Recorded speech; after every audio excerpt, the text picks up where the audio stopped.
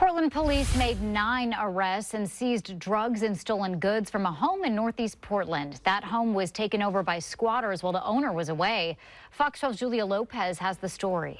Take a look at this home. It doesn't look like anyone's lived here for some time. That's because while the owners weren't here, some uninvited guests were, causing chaos in the neighborhood for months.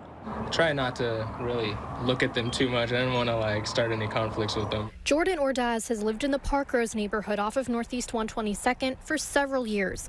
Over roughly 6 months, he struggled with the repercussions of squatters taking over his neighbor's house. It's drills and hammers all times of night. I mean, anywhere from 10 p.m. all the way to 4 a.m. Portland police say while the homeowner was away getting medical treatment, squatters moved in. Someone was allegedly pretending to be a landlord, illegally charging others to occupy the home. Police say someone else was dealing drugs. Ordaz saw dogs with little supervision. Lots of dog barking, dog fights. You'd hear people yelling. One time, actually, out my window, I did see another dog, two dogs. One was biting the other one's neck, and it was really hectic.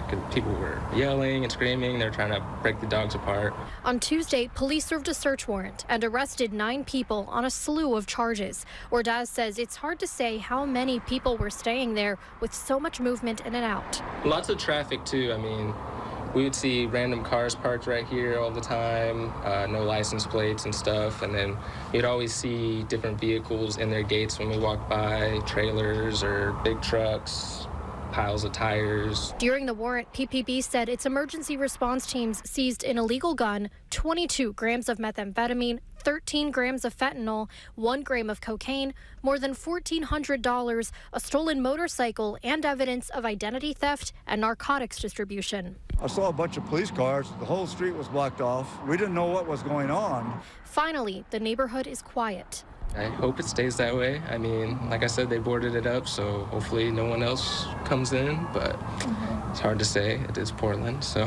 Police are working with the homeowner and their care team to regain control of the house. Reporting from Northeast Portland, Julia Lopez, Fox 12 Oregon.